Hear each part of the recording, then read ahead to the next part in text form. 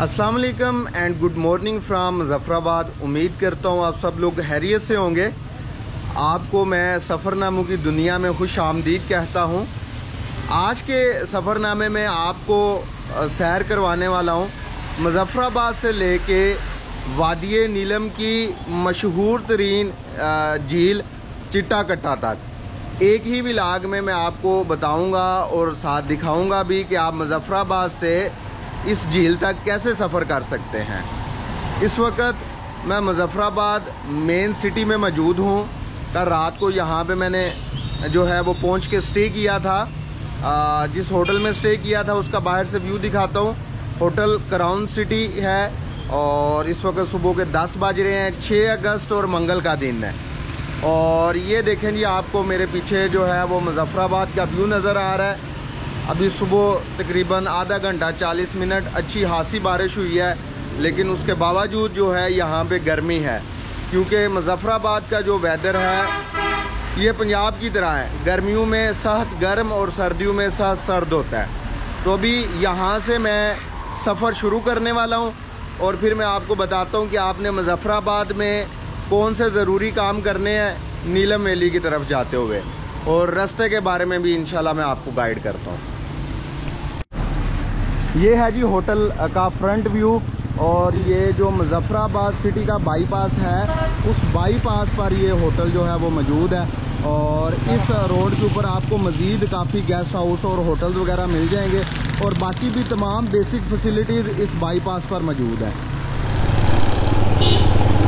अच्छा जी, मुज़फ़्फ़राबाद से सफ़र शुरू करने से पहले आपने 2-3 काम कर लेने हैं लाजमी।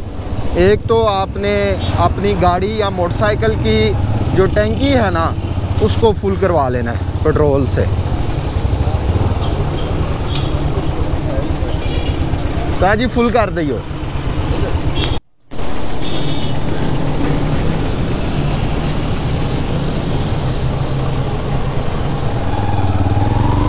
अच्छा जी, आगे वादी नीलम में आपको 2-3 जगहों पे पेट्रोल स्टेशन मिलेगा, लेकिन यहाँ पे आपको वैरायटी मिलेगी पेट्रोल पंप्स की। जहाँ जिस पेट्रोल पंप का पेट्रोल आपको पसंद है वो लाजमी यहाँ से डलवा लें, टैंकी को फुल करवा लें। और दूसरा काम, अगर आपने एटीएम इस्तेमाल करना है, कैश निकलवानी है, तो वो भी लाजमी करें, क्योंकि आगे वादी नीलम में आपको सिर्फ 2 जगह पे HBL की ही एटीएम मिलेगी और यहाँ पे आपको हर किस्म की एटीएम मिल जाएगी।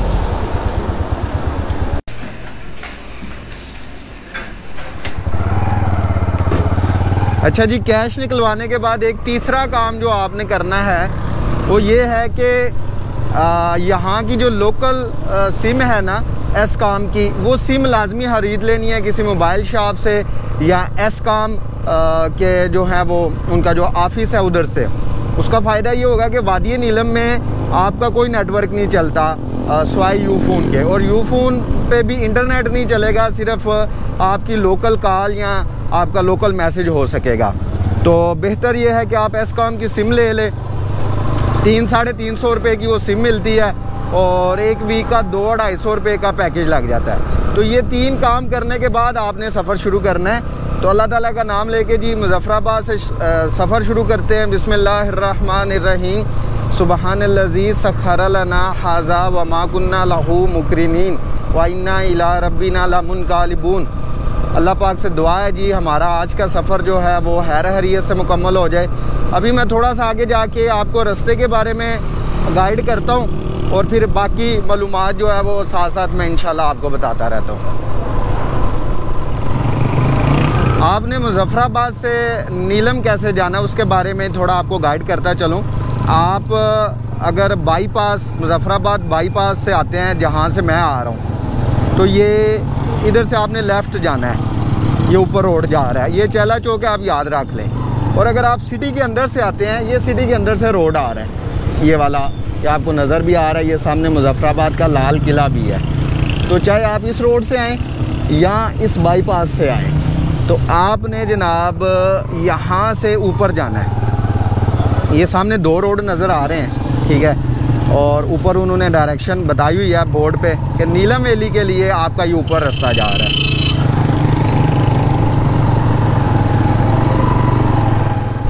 अच्छा जी, आपको प्लान के बारे में बताता चलूँ कि आज पहले दिन मैंने ट्रैवल करना है मुज़फ़्फ़राबाद से लेके केल तक।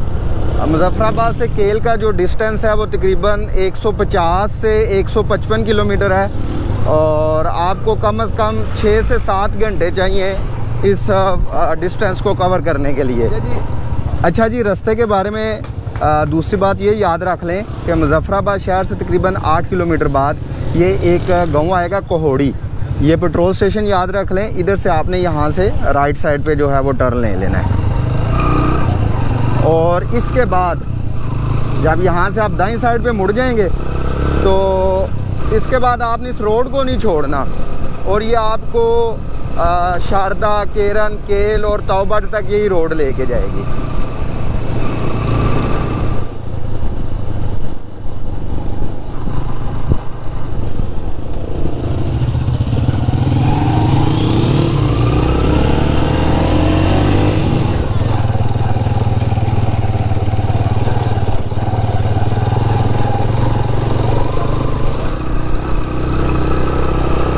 मुज़फ़्फ़राबाद सिटी से तकरीबन 35 किलोमीटर बाद ये नीलम झेलम डैम आएगा। इसको नीलम झेलम इसलिए कहते हैं कि यहाँ पे आके दरियाए नीलम और दरियाए झेलम का पानी जो है वो इकट्ठा होके तो यहाँ पे ये डैम बनता है और बिजली प्रोड्यूस होती है। वो आपको टनल नज़र आ रही है वो वाली, वो दरियाए झेलम का पानी एक टनल के साथ इधर ला के जो है वो शामिल किया गया और वो ऊपर से जो स्पिलवे के साथ पानी नीचे गिर रहा है ये दरियाए नीलम का पानी है।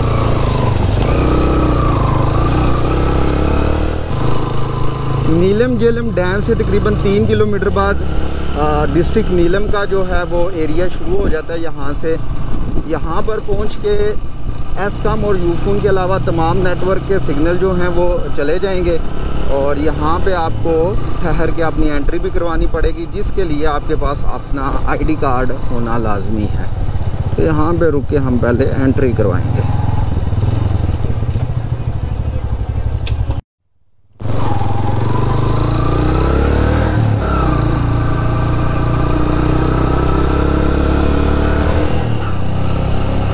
अच्छा जी, जहाँ से एंट्री करवाई है मैंने जिस जगह पे, वहाँ से तकरीबन 4 किलोमीटर बाद आज़ाद कश्मीर का पहला गांव आता है जी, चिल्हाना, जो पाकिस्तान वाली साइड पे है और इंडियन साइड पे ये गांव है जी तितवाल। तो ये वाला जो एरिया आपको नज़र आ रहा है ये सारा ये पहाड़ जो है ये इंडियन ऑक्युपाइड कश्मीर है और वो सामने इंडियन फ्लैग आपको लहराता नज़र आ रहा है और सामने वो ब्रिज है जिसको चिल्हाना तितवाल क्रॉसिंग बोलते हैं। इसी ज़माने में जिन लोगों के पास वीज़ा होता था वो यहाँ से जो है वो क्रॉस करते थे और दूसरी साइड पे चले जाते थे। यहाँ पे चिल्हाना से तकरीबन 22-23 किलोमीटर के फासले पर है जी कुंडल शाही। ये कुंडल शाही का बाज़ार है। ये ब्रिज के फ़ौरन बाद 2 रास्ते हैं। बाईं साइड पे जो है वो कुट्टन और जागरा वैली है। जागरा वैली यहाँ से 18 किलोमीटर है और हम जाएंगे यहाँ से दाईं साइड पे। कुंडल शाही से अगला मुकाम है जी 8 मुकाम। ये कुंडल शाही से 12-13 किलोमीटर के फासले पे है और यहाँ पे पहुँचते हुए आपको 20 मिनट लगेंगे कुंडल शाही से। ये डिस्ट्रिक्ट नीलम का हेडक्वार्टर भी है, ज़िली हेडक्वार्टर, और ये डिस्ट्रिक्ट नीलम की 2 तहसीलों में से एक तहसील भी है। एक तहसील ये 8 मुकाम है और दूसरी तहसील जो है वो शारदा है जो इससे आगे आएगी। और मुज़फ़्फ़राबाद शहर के बाद आपको जो ATM मिलेगी वो इसी शहर में मिलेगी HBL की। इसके अलावा मेरे ख्याल से नेशनल बैंक की भी ATM है और यू बैंक की भी ATM है।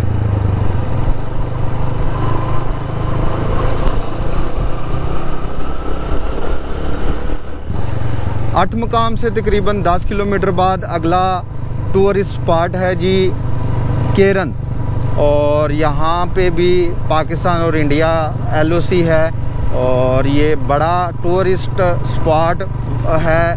यहाँ पे ऊपर 2 किलोमीटर वो सामने जाए ना तो अपर नीलम गांव है और ये केरन है। इसको लोअर नीलम भी बोलते हैं और दोनों जगहों को के अगर मैं मिला के बताऊँ तो कम से कम 100 से ज़्यादा होटल और गेस्ट हाउस हैं इन जगहों पे। ये आपको बाज़ार की दोनों साइड पे ज़्यादातर होटल और गेस्ट हाउस ही नज़र आ रहे हैं। यहाँ पे आप अच्छा जी, इस दफ़ा उन्होंने एंट्री नहीं की, पहले तो हर दफ़ा करते थे। केरन में उन्होंने कहा जी जाएं।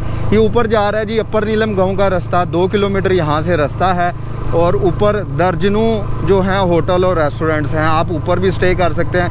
ऊपर से बड़े मज़े का जो है वो व्यू आता है आपको ये पूरे केरन सेक्टर का। ये जी लोग यहाँ पे कोस्टर और गाड़ियाँ खड़ी करके तो ये हैं रत्ती गली झील देखने, और रत्ती गली का ट्रैक ये बाईं साइड पे जा रहा है, ये रोड ऊपर जा रहा है जी। 18 किलोमीटर यहाँ से रत्ती गली है और जीप 3 से 4 घंटे लेती है पहुँचाने में। और ये द्वारियाँ बाज़ार आगे स्टार्ट हो रहा है।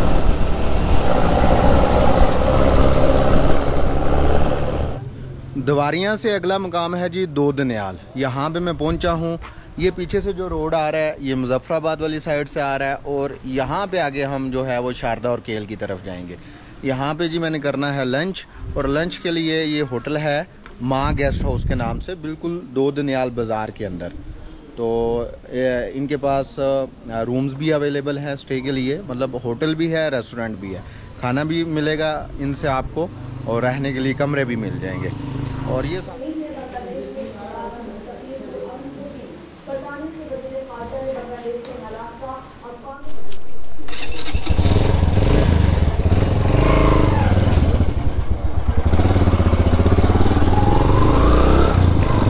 चलें जी, लंच ब्रेक के बाद दो दनियाल से निकलते हैं। और यहाँ पे रोड के हवाले से अपडेट करता चलूँ कि कारपेट रोड यहीं तक है, दो दनियाल तक। इससे यहाँ से जी रोड आगे बना नहीं हुआ, मशीनरी खड़ी है। अब जैसे ही कोई इनको इशारा मिलता है या इनके कोई फंड्स रिलीज़ होंगे तो ये बनाना शुरू कर देंगे। पत्थर डला हुआ है, बस ऊपर इसको उन्होंने कारपेट ही करना है।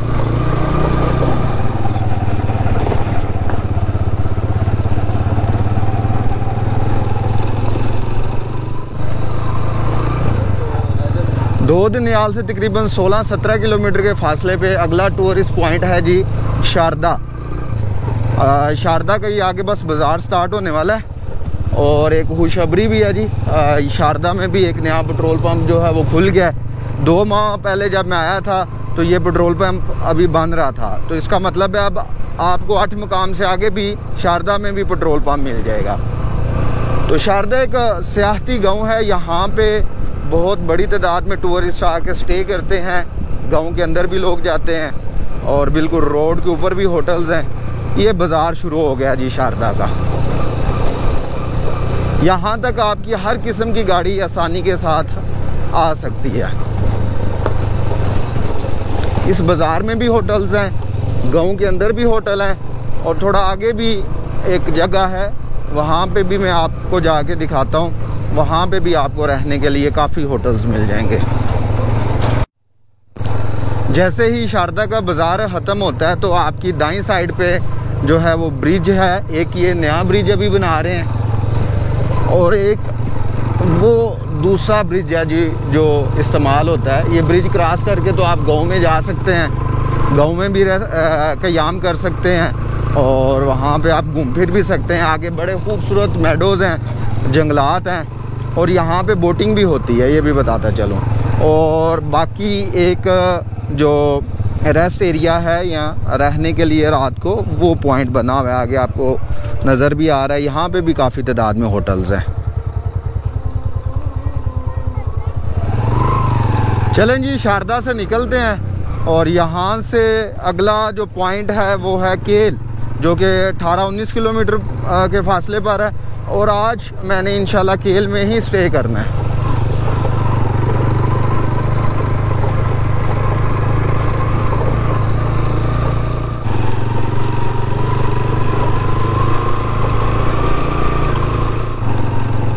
लें जी, शाम 7 बजे मैं केल पहुंच गया हूं। मुजफ्फराबाद से 11 बजे दिन को चला था और रास्ते में मैंने 3 स्टे किए हैं। उन तीनों स्टे का अगर टाइम मिलाया जाए तो वो तकरीबन 1.5 घंटा मैंने रास्ते में क़याम किया है। तो आप लोग अगर इस्लामाबाद से भी एक दिन में इधर आना चाहें तो बड़ी इजीली केल आ सकते हैं। इस्लामाबाद से भी आप इस्लामाबाद से सुबह सुबह निकले 6-7 बजे और शाम आप 6-7 बजे आसानी के साथ, कोई भागम भाग भी नहीं करनी पड़ेगी, शाम 6-7 बजे आप आसानी के साथ जो है वो केल आ सकते हैं। यहाँ पे करवाएंगे हम एंट्री। अच्छा जी, केल में पहुँच के मैंने होटल ले लिया है।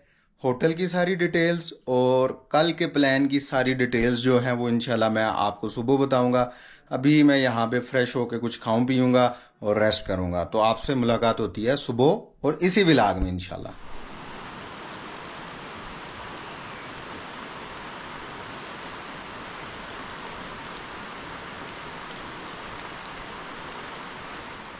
अस्सलाम वालेकुम and good morning, welcome back. दोबारा से मैं आपको व्लॉग में खुशामदीद कहता हूँ। सुबह के 10 बज रहे हैं और यहाँ से अभी मैं निकलने लगा हूँ शाउंटर वैली की तरफ। शाउंटर वैली की जो डिटेल है वो इंशाल्लाह रास्ते में बताता हूँ। अभी मैं केल गांव के अंदर हूँ और जिस जगह पे खड़ा हूँ ये किलाज रिज़ॉर्ट है जहाँ पे मैंने रात को स्टे किया। अभी तो आपको मेरे पीछे ये जो है वो केल का खूबसूरत एरिया नज़र आ रहा है और जिस मैं रिज़ॉर्ट में रुका हूँ ये उसकी पीछे बिल्डिंग है। उसका मैं जो विजिटिंग कार्ड है वो मैं आपको दिखा देता हूँ वीडियो में। अगर आप यहाँ पे रुकना चाहें तो रुक सकते हैं। और इसकी लोकेशन ये है कि जहाँ से लोग अड़ंग केल के लिए जाते हैं, ये पीछे आपको एक गली जाती नज़र आ रही है और इस होटल की बिल्कुल बैक साइड पे जो है वो जो डोली है जो अड़ंग केल लेके जाती है लोगों को, वो इस होटल की बिल्कुल बैक साइड पे है। तो आप अगर यहाँ पे स्टे करना चाहें तो कर सकते हैं। तो अभी बस यहाँ से मैं निकलूँगा। ये नीचे ही बाज़ार है केल का और बाज़ार।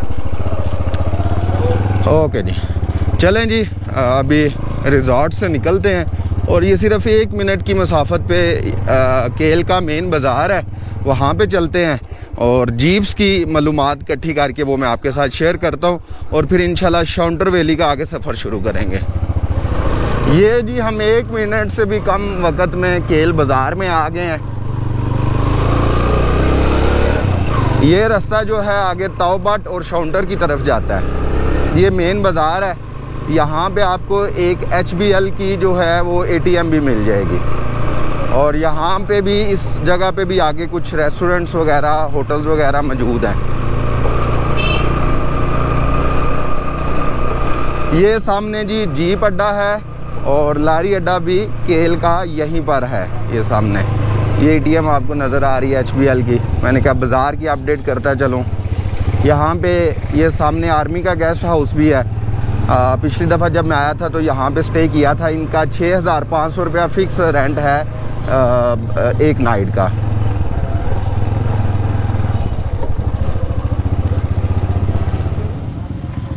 मैं इस वक्त केल के मेन बाज़ार में हूँ। ये पीछे आर्मी का गेस्ट हाउस है, इसकी बिल्कुल सामने यहाँ पे मैं आपको दिखाता हूँ।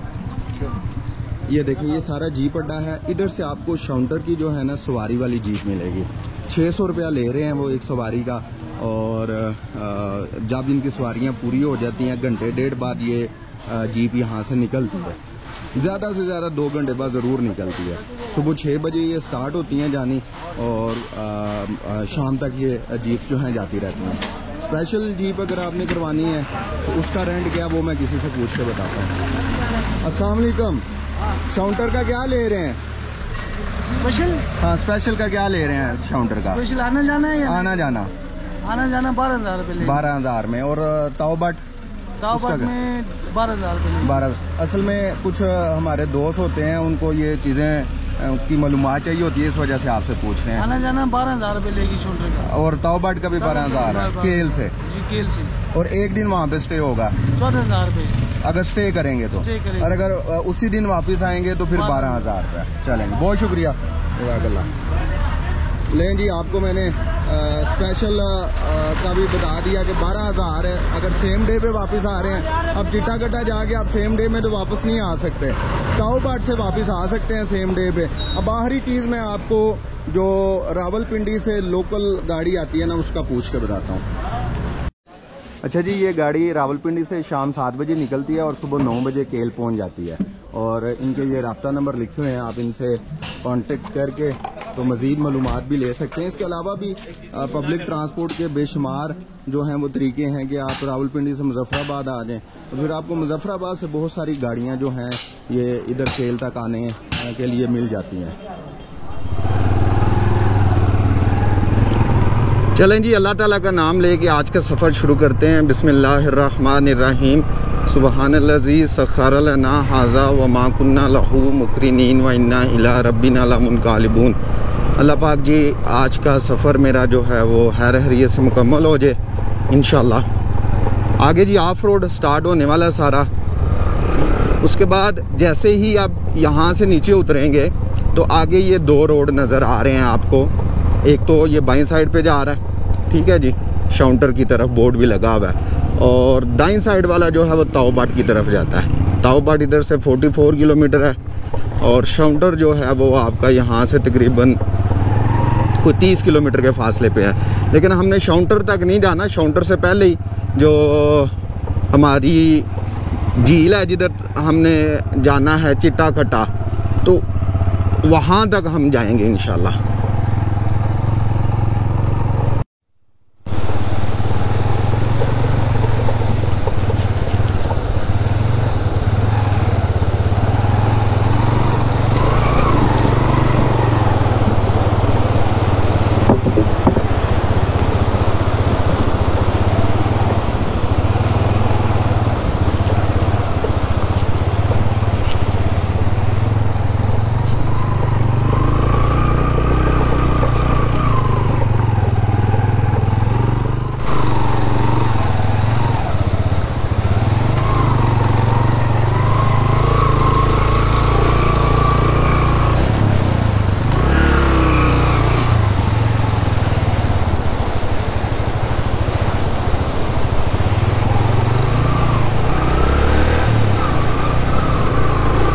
रोड जो है ये मुकम्मल तौर पे ऑफ रोड है, सिर्फ 4x4 गाड़ी के लिए ये रिकमेंडेड है और उसके अलावा 2x2 मतलब बाइक्स के लिए।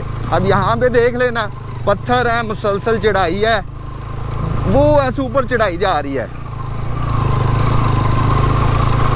और ये अभी शुरुआत है इस रोड की, इस ट्रैक की। अब यहाँ पे देखें, अगर आप गाड़ी ले जाते हैं तो क्या करेंगे यहाँ पे, ये देखें यहाँ पे तो आपकी कोई भी गाड़ी 4x4 के अलावा नहीं जाएगी।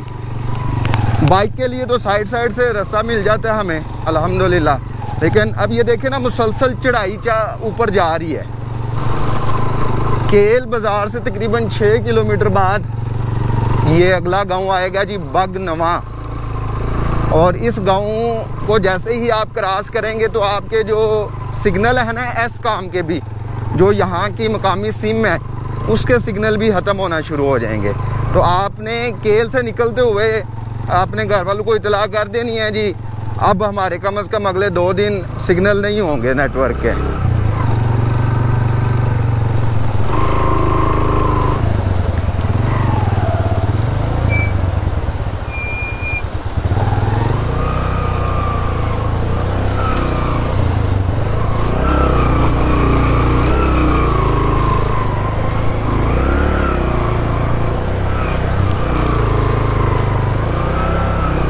अरे जी मुश्किल पैच आते हैं असल में बारिशों के दौरान। ऊपर से जब पानी आता है ना तो पानी के साथ ये पत्थर आते हैं, तो पत्थरों से रास्ता ब्लॉक हो जाता है, फिर वो रास्ता ओपन करते हैं थोड़ा सा।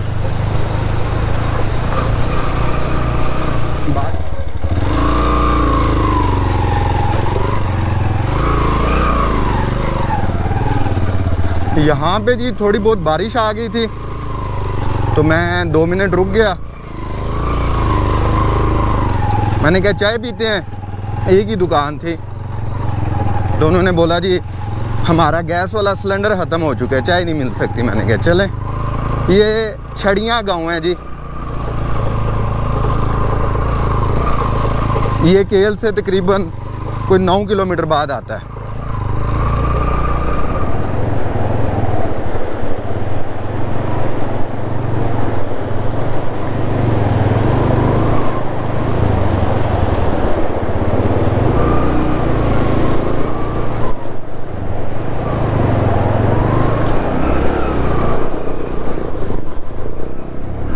निकल ही आए हैं जी।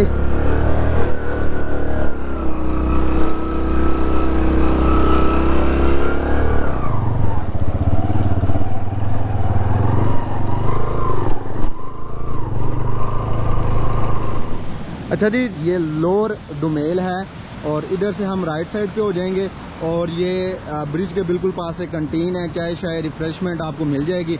और इन्होंने 2 टेंट भी लगाए हुए हैं, अगर नाइट यहाँ पे आप स्टे करना चाहें तो कुछ लोग 10-15 लोग यहाँ पे एडजस्ट हो सकते हैं। तो अभी बारिश थी, रुका हूँ, मैंने चाय शाय पी है और अभी बस आगे निकलते हैं।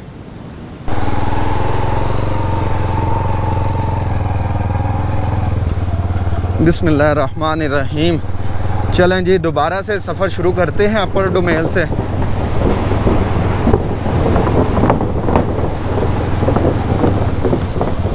यहाँ से आगे जी अभी इम्तिहान है, मेरा भी और बाइक का भी।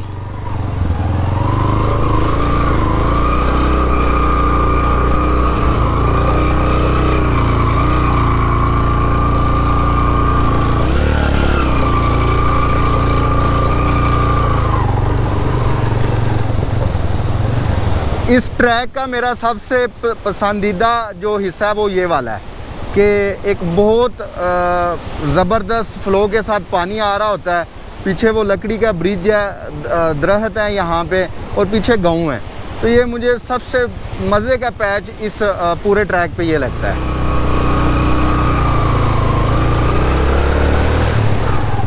ये देखें जी, चट्टानी रास्ता, सख्त-तरीन रास्ता होता है।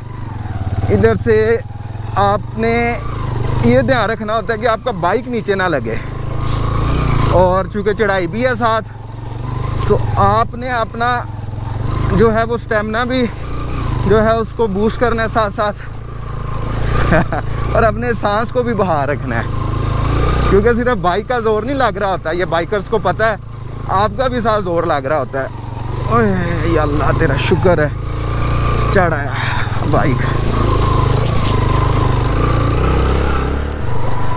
विंटर के अंदर यहाँ पे अच्छी खासी बर्फ़ पड़ती है और रास्ते बंद हो जाते हैं, तकरीबन 7 महीने तक ये रास्ते बंद रहते हैं।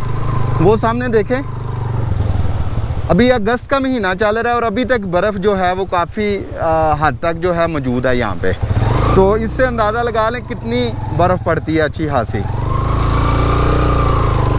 और ये लें जी, अब ट्रैक पे पानी भी आ गया।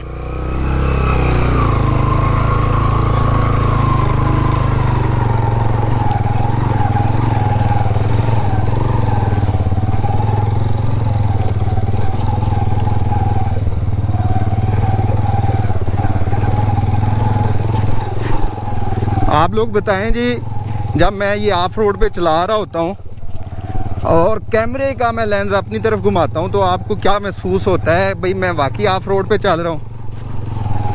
आपको वो बाइक उछलता हुआ और मैं बाइक के ऊपर बैठा हुआ उछलता हुआ नज़र आता हूँ, क्योंकि जो कैमरा है ना उसके अंदर गिम्बल लगी हुई है, वो आपकी वीडियो को स्टेबल रखता है। अभी यहाँ पे भी आगे सख्त-तरीन ऑफ रोड है।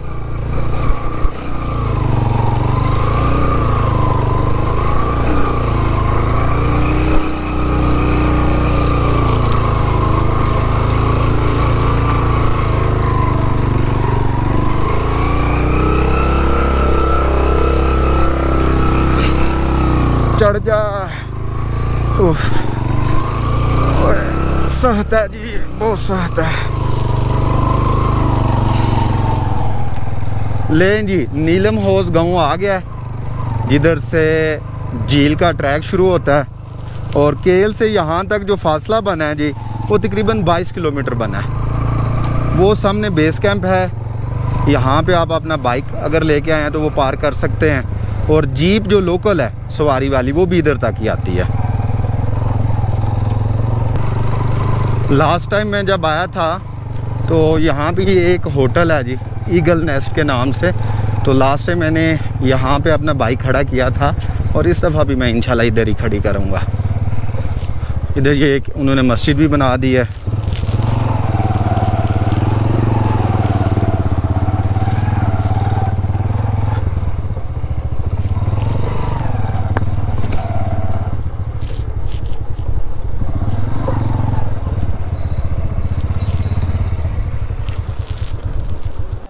अच्छा जी, नीलम हौज से अब मैंने हाइकिंग जो है वो शुरू कर दी है।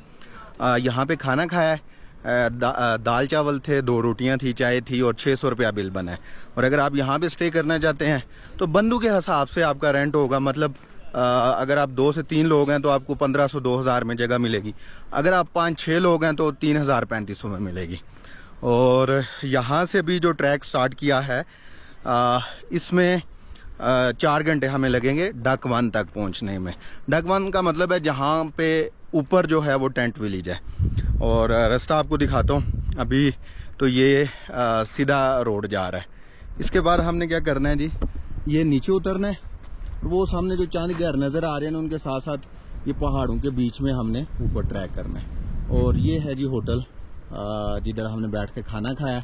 और ये सामने इसके टेंट विलेज है।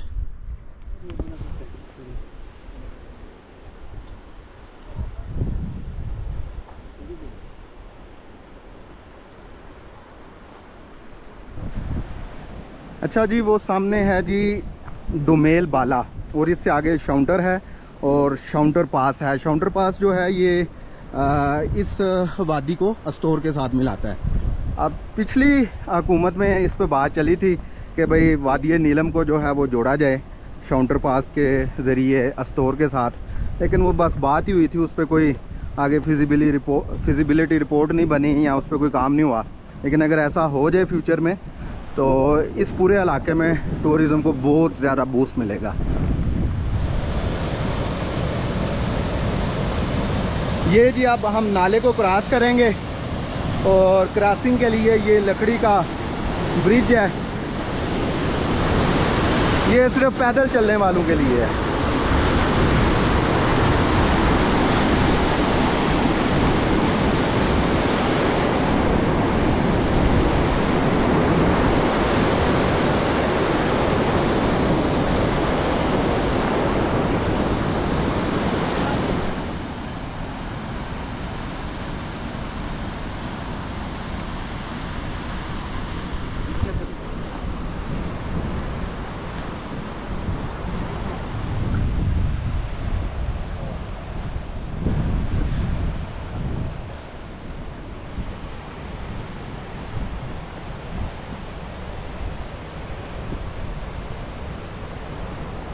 यहाँ से आगे थोड़ा सा जो रास्ता है वो जंगल वाला है।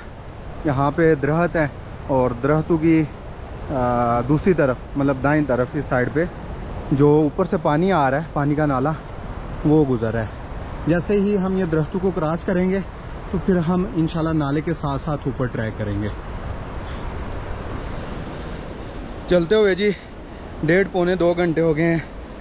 मत वजी हुई है, पसीना अच्छा खासा आया हुआ है और इस वक्त जंगल का ही ट्रैक चल रहा है। अभी मज़ीद 1.5-2 घंटे लगेंगे टेंट विलेज तक पहुंचते हुए।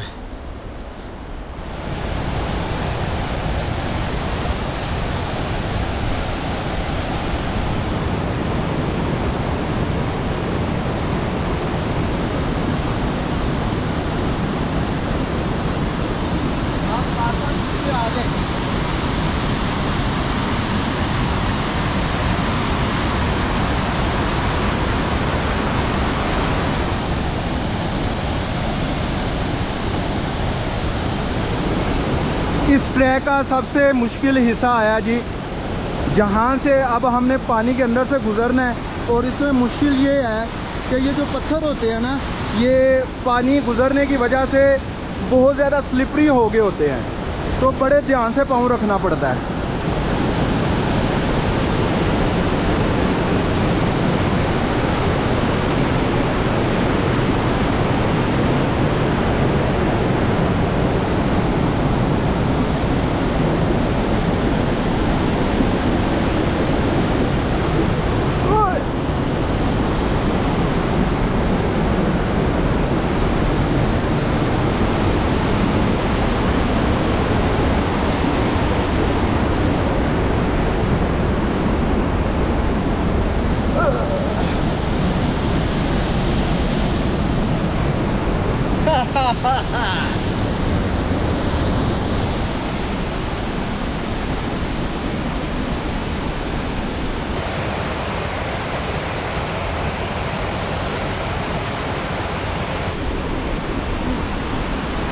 मुश्किल है जी, लेकिन झील देखनी है तो ये करना पड़ेगा।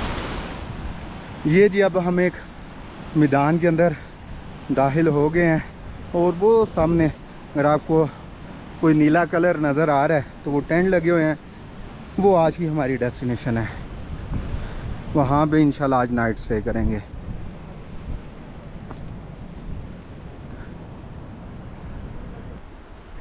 अच्छा जी, बेस कैंप यानी कि टेंट विलेज पे मैं पहुंच गया हूँ।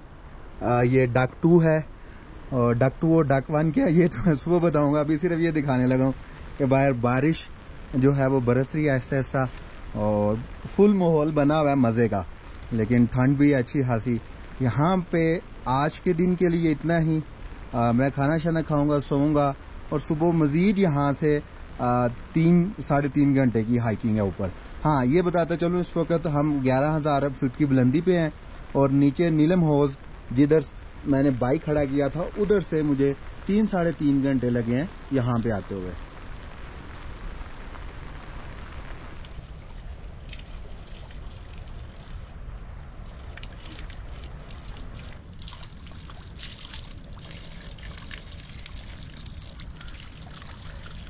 बहुत ठंडा पानी है जी। अस्सलाम वालेकुम and good morning, welcome back to the vlog. उम्मीद करता हूँ आप सब लोग खैरियत से होंगे। अभी सुबह के 6:15 बज रहे हैं। आज 8 अगस्त है और जुमेरात का दिन है। इस वक्त मैं चिट्टा कट्टा झील जो है उसके ट्रैक पर मौजूद हूँ। आप देख रहे हैं व्लॉग के अंदर, और आज इस व्लॉग के अंदर मेरा तीसरा दिन है, लेकिन आपको ये मैं सब कुछ एक ही व्लॉग में दिखा रहा हूँ ताकि आपको इस झील की मुकम्मल इन्फॉर्मेशन मिल सके और आपको कोई अलग-अलग व्लॉग ना देखने पड़े। तो अभी मैं अपने टेंट विलेज पर हूँ। यहाँ पे डक 1 और डक 2 टेंट विलेज है, वो क्या है वो मैं आपको जल्दी से एक्सप्लेन कर देता हूँ। वो देखें जी, उस नीचे आपको वहाँ पे कुछ टेंट नज़र आ रहे हैं, ये डक 1 है, ठीक है जी। और कुछ ये आपको टेंट नज़र आ रहे हैं जिधर मैं रुका था, ये डक 2 है। मतलब 2 टेंट विलेज हैं छोटे छोटे। यहाँ पे एक वक्त में एक टेंट विलेज में 35 से 40 बंदे जो हैं वो रह सकते हैं। कल हम इस मैदान से ऊपर आए थे, बड़ी सख्त हाइकिंग थी इस मैदान से पीछे। ये साथ आपको पानी का नाला जाता नज़र आ रहा है और ये पानी ऊपर से ग्लेशियर का और झील वाली साइड से आ रहा है। और इस टेंट विलेज की मालूमात ये हैं कि यहाँ पे बंदों के हिसाब से आपका रेंट है। अगर आप 1 से 2 बंदे हैं तो 2,000 में टेंट मिल जाएगा। अगर आप 5, 7, 10 बंदे हैं तो उस हिसाब से 4, 5, 6 हज़ार में आपको टेंट मिलेगा। खाने का ये है कि रोटी 50 रुपए की है, चाय 150 रुपए की मिलती है, और जो सब्जी दाल की प्लेट है वो 300 रुपए की, और जो फुल कढ़ाई है, फुल एक मुर्गी है बना के, वो 3500 रुपए की देते हैं। और मैं समझता हूँ कि इतनी ऊंचाई पे इतनी दूर ये वाले जो रेट्स है ना वो इंतहाई मुनासिब है। तो नाश्ता मैं कर चुका हूँ, तो अभी बस ट्रैक शुरू करते हैं झील का। अच्छा जी, इस वक्त 7 जो हैं वो बजने वाले हैं और मैंने आगे हाइकिंग स्टार्ट कर दी है। इसका जो ट्रैक है, ये जो टेंट विलेज है उनके अंदर से ये ट्रैक निकलता है और मैं ट्रैक आपको दिखाता हूँ। और मैं ये भी जानता हूँ ये व्लॉग बहुत लंबा हो चुका होगा, लेकिन मैंने पहले भी आपको बताया, अभी भी बता रहा हूँ कि 3 दिनों के व्लॉग को एक ही वीडियो में सम अप करना मेरे लिए भी मुश्किल है, लेकिन इसका फ़ायदा बहुत ज़्यादा होगा उन लोगों के लिए जो यहाँ पे आना चाह रहे हैं। उनको एक ही व्लॉग में इंशाल्लाह सारी मालूमात मिल जाएंगी। तो ये ट्रैक है, ये हम बेस कैंप से निकले हैं और यहाँ से भी मज़ीद 3-3.5 घंटे लगेंगे। मैं बिल्कुल ये एक हकीकत बता रहा हूँ कि ये ट्रैक कम से कम 7 घंटों का है उन लोगों के लिए जो कभी कभार टूर पे आते हैं, ठीक है। और अगर कोई बंदा बहुत ही माठा है, बिल्कुल 0 लेवल का हाइकर है, तो उसको 8 घंटे भी लग सकते हैं। और ये जो कभी कभार लोग आते हैं वो एक दिन में ये ट्रैक मुकम्मल नहीं कर सकते। जिस तरीके से मैं जिस तरतीब के साथ चल रहा हूँ, आप भी चलें कि एक दिन रास्ते में स्टे करें डक 1 या डक 2 पे, वो आपकी मर्जी है। उसके बाद फिर ऊपर जाएं।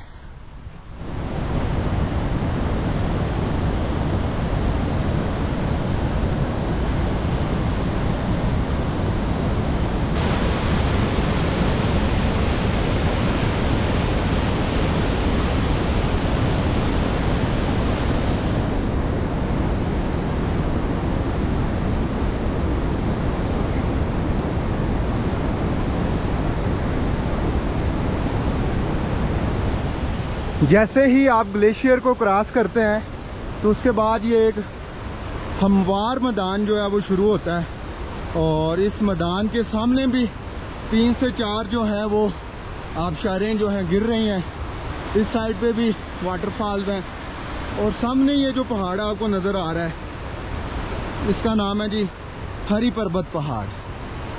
और इसके बाद जो ज़बरदस्त किस्म की चढ़ाइयाँ वो सामने शुरू होने वाली हैं ना, वो बंदे को सही मरवाती हैं। भाई अगर आपने खूबसूरत झील देखनी है तो ये तो करना पड़ेगा।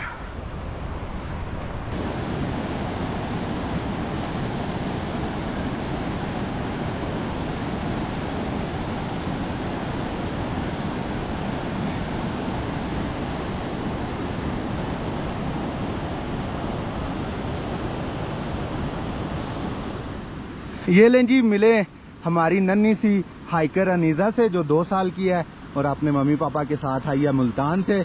बड़ा एंजॉय कर रही है कल का। क्यों अनीज़ा, मजा आ रहा है? मामा किधर है? आ रही है ना, वो सामने आ रही। तो ये कल का बड़ा एंजॉय कर रही है, 2 साल की है। और कल भी इन्हीं के साथ हम ट्रैक करके ऊपर आए थे और आज भी ऊपर जा रहे हैं। ये छोटी है लेकिन मतलब तंग नहीं कर रही बिल्कुल भी, लेकिन इसने पहले भी छोटे मोटे कुछ ट्रैक किए हैं तो उसके बाद ये बड़े ट्रैक पे आई है। अगर आप अपने बच्चों को लेके आना चाह रहे हैं तो लेके आ सकते हैं, लेकिन अपनी जिम्मेदारी पे।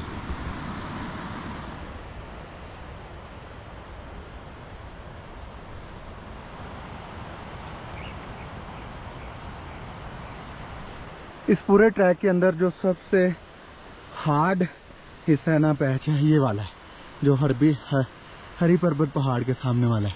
ये बिल्कुल खड़ी पहाड़ी है और इसके ऊपर हाई करके चढ़ना जो है ना एक पूरा आपका इम्तिहान है। ये हिस्सा काफ़ी मुश्किल है, इसके लिए आपको तैयार हो के आना पड़ेगा। तैयारी के लिए हाइकिंग स्टिक पास रखें, कंफर्टेबल शूज़ और अपना जो ट्राउज़र है, पैंट ना पहन के आए, ट्राउज़र पहन के आए जो आपको ढीला डाला हो, और उसके अलावा आपके पास खाने को मीठा हो और साथ साथ थोड़ा थोड़ा मीठा खाते रहें। हरी पर्वत की इन आबशारों के साथ ये ऊपर जाता है जो ट्रैक है, बिल्कुल खड़ा ट्रैक, ये आपका अच्छा खासा इम्तिहान लेता है। इस पूरे ट्रैक के अंदर 7 घंटों में जो सबसे ज़्यादा मुश्किल पेश आती है लोगों को, वो इसी जगह पे आती है, क्योंकि ये खड़ा ट्रैक है, खड़ा पहाड़ है और इसके ऊपर चढ़ना मुश्किल होता है।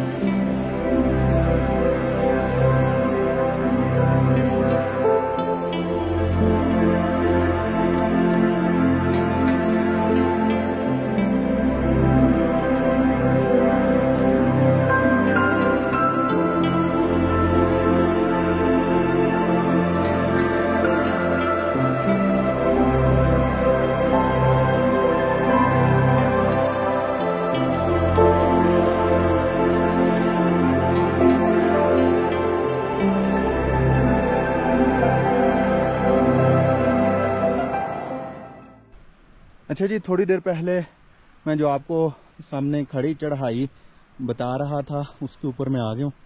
अब ये आगे एक मजीद मैदान है, इसमें भी चढ़ाई है लेकिन पहले की निस्बत कम है। तो इस चढ़ाई के बाद जो है वो इंशाल्लाह हम अपनी मंजिल पे पहुंच जाएंगे। लें जी, 8 घंटों की हाइकिंग के बाद सुबहान अल्लाह ये आपको सीन मिलेगा। क्या नज़ारा है जी, आप इसको एंजॉय करें।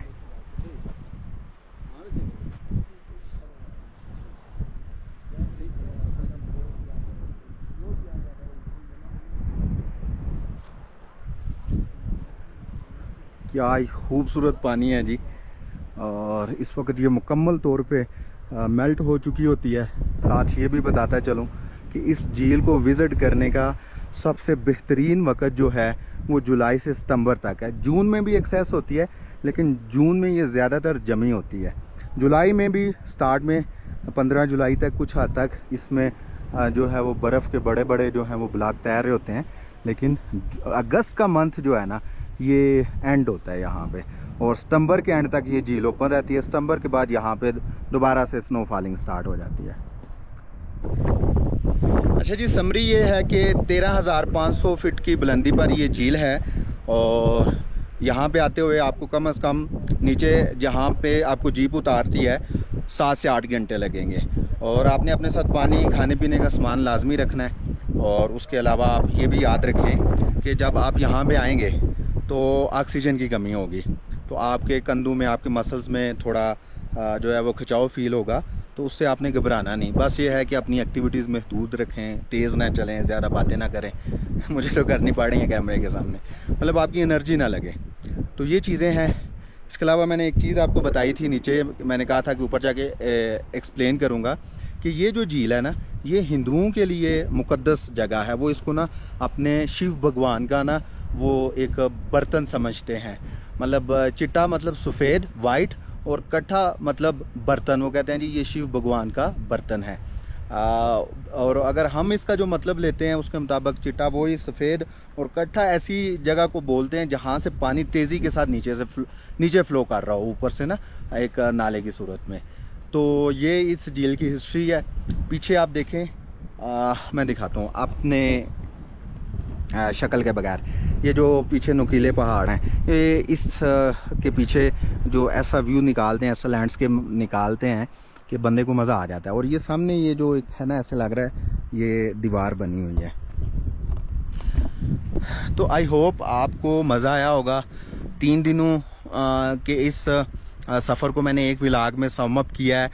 अपनी तरफ से हर मुमकिन कोशिश की है कि आपको हर तरह की मैं जो है वो मालूमात दे सकूं। फिर भी अगर कोई बात मुझसे मिस हो गई तो आप मुझसे पूछ सकते हैं, कमेंट सेक्शन हाज़िर है। लेकिन अच्छे अल्फाज में पूछिएगा, बदतमीज़ी ना करें, जिससे आपको भी बुरा ना लगे, मुझे भी बुरा ना लगे। तो इंशाल्लाह अगले व्लॉग में आपसे मुलाकात होगी। तब तक के लिए मैं आपसे इजाज़त चाहूँगा। अल्लाह हाफिज़।